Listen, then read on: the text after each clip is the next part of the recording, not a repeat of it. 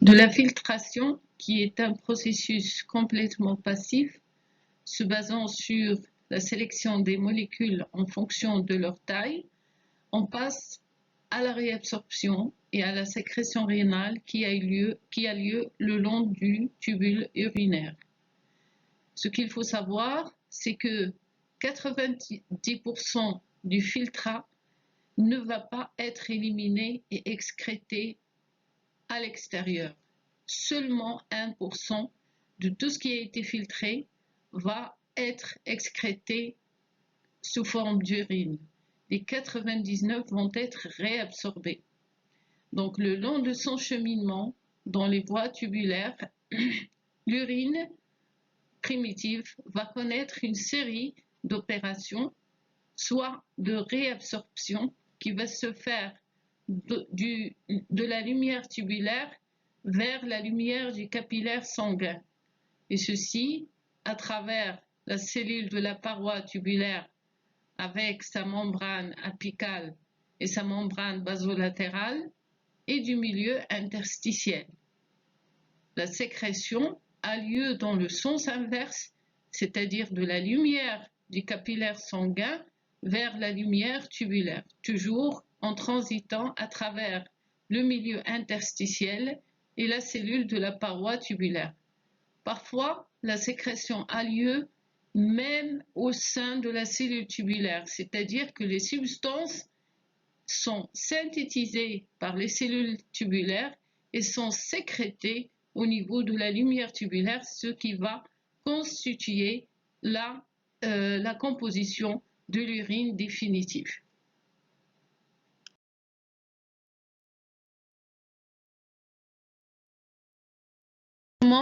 Contrairement à la filtration, la réabsorption est un phénomène très sélectif.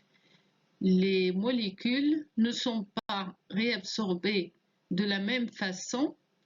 Par exemple, si on regarde pour le glucose, il est totalement réabsorbé dans le tubule rénal et on retrouve plus de glucose dans les urines, sauf dans le cas de certaines formes de diabète où l'on retrouve, on a ce qu'on appelle le diabète, les urines qui deviennent sucrées.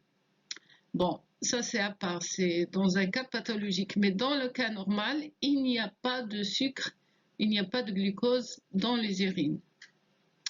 Les composants ioniques sont également réabsorbés dans la majeure partie des cas et le taux de réabsorption dépend de la nature de l'ion, bien sûr.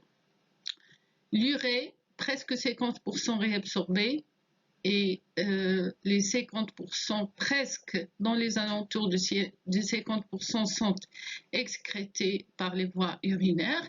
La créatinine, eh bien, il n'y a pas de réabsorption de créatinine et c'est pour ça qu'elle est utilisée pour mesurer la filtration glomérulaire. Vous constatez que les 1,5 qui sont filtrés sont récupérés dans les urines.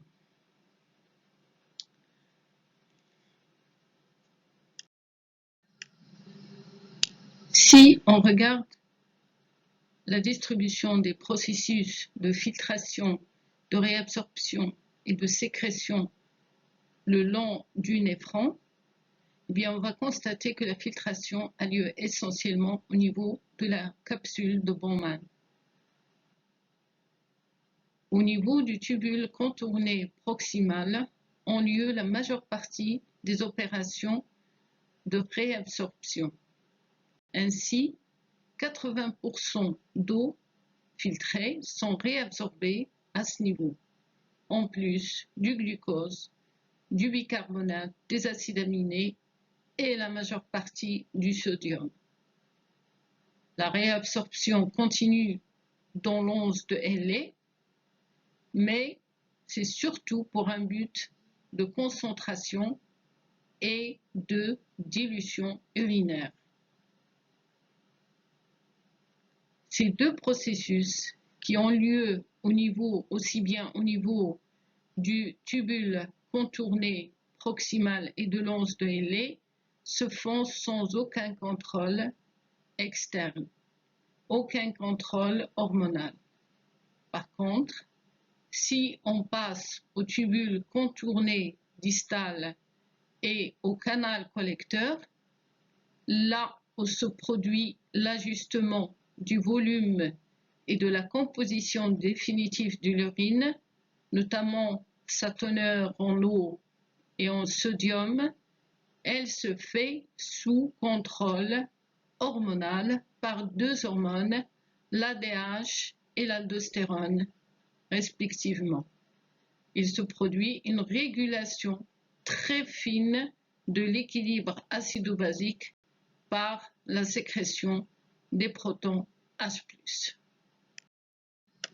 À constater parallèlement que les processus de sécrétion ont lieu depuis le tubule contourné proximal. Pas de sécrétion dans l'once de Henle et une sécrétion assez importante au niveau du canal du tubule distal et du canal collecteur. Donc les processus de sécrétion se produisent dans le sens opposé et ça commence déjà depuis le tubule contourné proximal. La réabsorption le long du tubule rénal fait intervenir plusieurs types de transports.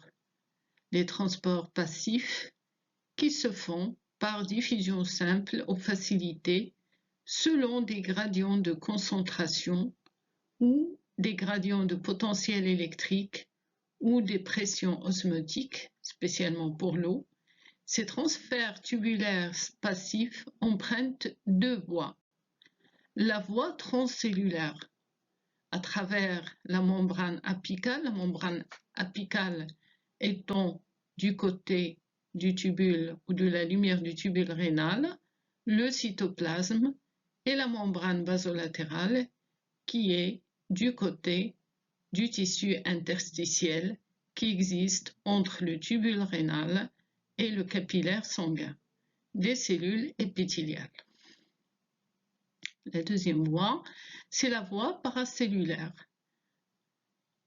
Entre la lumière de l'interstitium à travers les espaces intercellulaires, c'est-à-dire entre les cellules, vous avez une petite lumière et à travers cette petite lumière, cet espace intercellulaire, il pourrait y avoir de diffusion de molécules par transport passif.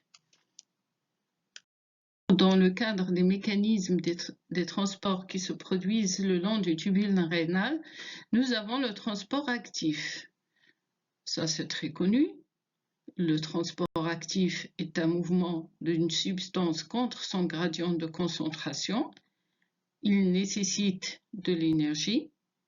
Il est unidirectionnel et il est limité par le nombre de transporteurs. Alors, nous avons le transport actif primaire. C'est le cas d'un transport qui est directement lié à une hydrolyse d'une énergie fournie par l'ATP, comme dans le cas de la pompe sodium-potassium. Le transport actif secondaire est un transport indirect. Il utilise l'énergie fournie par un gradient soit de concentration, soit une différence de charge électrique, mais qui est fournie par un transport actif primaire d'une autre substance. C'est le cas de sympores et d'antipores. De part et d'autre des cellules épithéliales, la différence de la pression osmotique entre le milieu interstitiel et l'ultrafiltrat, la lumière du tubule, est nulle. Il n'y a pas de différence de pression osmotique. Ce qui veut dire que le transport qui va se faire en premier lieu, c'est un transport qui doit être forcément actif. Le moteur de la plupart des mécanismes de réabsorption tubulaire est le transport actif de sodium et du potassium qui se produit spécialement au niveau de la membrane basolatérale et qui est indiqué par la flèche rouge. 3 ions sodium sont pompés dans le milieu interstitiel en échange de 2 ions potassium dans la cellule épithéliale.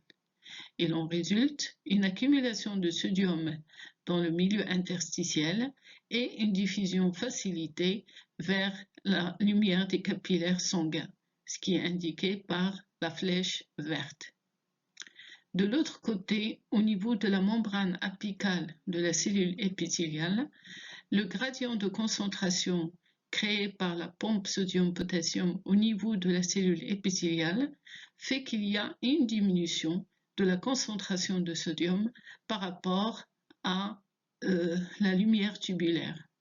Et donc, le sodium va se déplacer vers l'intérieur de la cellule épithéliale par diffusion facilitée.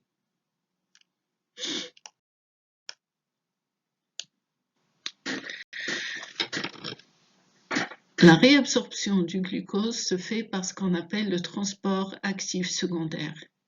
C'est le cas aussi des acides aminés, des lactates, des phosphates et des vitamines. Au niveau de la cellule épithéliale du tubule contourné proximal, côté membrane basolatérale, tel que c'est représenté au niveau de la figure B en petit 3, nous avons la pompe ATP, la pompe sodium-potassium, qui va expulser le sodium vers le côté interstitiel et faire entrer le potassium. Le gradient de concentration qui est créé par cette pompe entraîne une diffusion facilitée du sodium du milieu tubulaire vers la cellule épithéliale.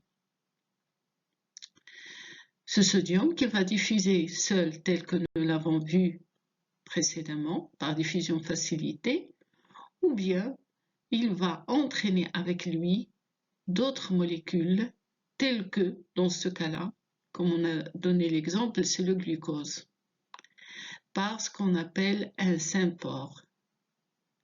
Le mode de fonctionnement est représenté au niveau de la figure grand A. En petit a, nous avons le transporteur du glucose et du sodium qui est ouvert côté lumière du tubule. Le transport du glucose se fait, je vous rappelle qu'il se fait de la lumière du tubule vers le milieu intracellulaire. Donc au départ, le transporteur est ouvert côté lumière du tubule. Et le sodium, qui présente une affinité pour le transporteur beaucoup plus importante que celle du glucose, va être fixé par ce transporteur.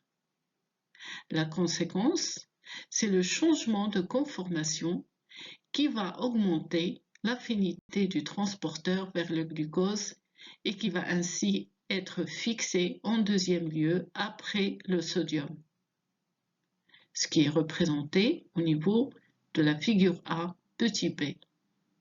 Au niveau de la figure A toujours, petit c, la fixation du glucose sur le transporteur va entraîner le changement de sa conformation de telle sorte qu'il va s'ouvrir au milieu intracellulaire. Petit d, dans le milieu intracellulaire, il y a libération du sodium et changement de l'affinité pour le glucose qui va être également libéré côté intracellulaire. Une fois le glucose est accumulé au niveau de la cellule, eh bien, il va être conduit vers le milieu interstitiel par des transporteurs qu'on appelle les GLU. Alors, ce qui va entraîner bien sûr son absorption au niveau des capillaires sanguins.